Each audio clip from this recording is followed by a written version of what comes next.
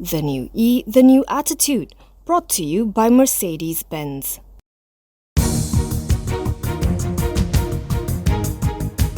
The government is looking at preparing a set of new SOPs to guide the public on living with COVID-19 as the virus becomes endemic. New Health Minister Khairi Jamaluddin says discussions are being done to draft these fresh and more straightforward SOPs with the aim of making it easier for the public. He explains that this is in line with the shift in the government's view of COVID-19 as a pandemic to becoming endemic. He says this is consistent with the approach taken by several other developed countries, such as continuing to mandate mask wearing. Khairi says his ministry will wait until October for nationwide herd immunity to be achieved before deciding on the transition. The Ministry of Health is also studying whether it is necessary to give booster vaccine shots. According to Khairi, a committee has been set up to assess the need and is expected to give its recommendation by month end. For now, the government will keep its focus on people who haven't received their first shot, as only 46% of Malaysians have been fully inoculated as of August 31st.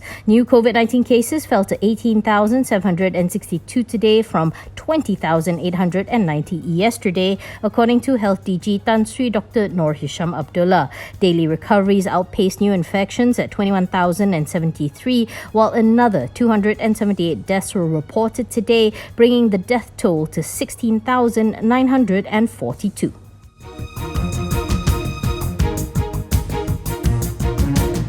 Lembaga Tabung Haji is considering taking its agricultural arm TH Plantations private, reported Bloomberg, citing sources. Shares in TH Plantations have risen 4% year to date, giving it a market value of some 526 million. LTH holds 73.8% in the company. According to Bloomberg, LTH had asked banks for proposals for the potential deal. Discussions are in the early stages, and Bloomberg says there is a chance that LTH could decide to not proceed. However, a spokesperson for LTH says there was no such plan currently being considered and declined to elaborate further.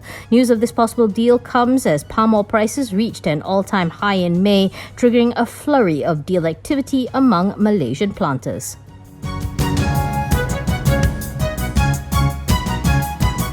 Edgenta is set to resume its dividend payments in FY21 after it withheld doing so last year. MD and CEO Shahrunizam Shamsuddin says the group is committed to returning to its policy as it sees itself as a defensive stock. UEME says it is keeping its dividend policy of between 50 and 80% payout ratio. Shahrunizam says the group remains on strong footing, backed by its solid balance sheet with low gearing of 0.3 times, healthy cash balance and strong order book of 11.6 billion. In the last 3 financial years, the group paid dividends of 31 sen in FY17 and 14 sen for FY18 and FY19 each. For the cumulative first half, UEME returned to the black with a net profit of 12.83 million versus a net loss of 15.76 million recorded the previous year, as revenue rose by 7.6% year on year to 1.02 billion from 950.3 million.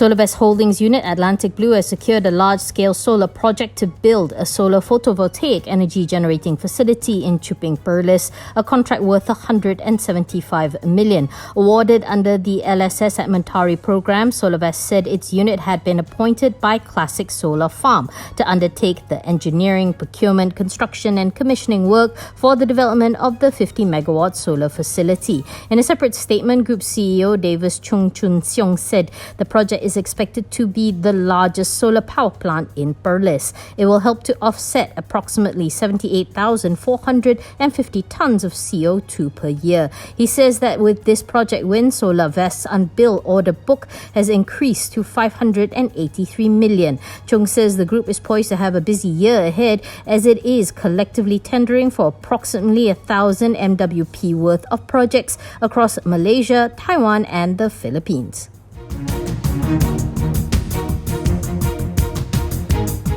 Used car marketplace Carsome Group says it has raised $170 million in a funding round from investors, including Taiwanese chipmaker MediaTek, Reuters reports. This cements it as Malaysia's largest tech unicorn, valued at $1.3 billion.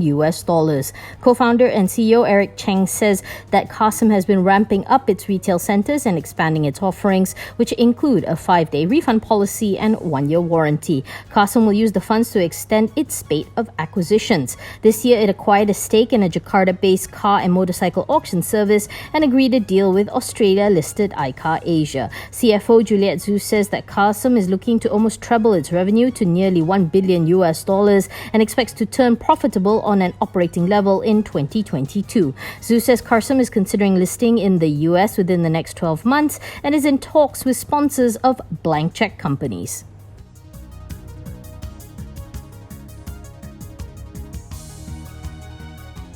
This program was brought to you by Mercedes-Benz.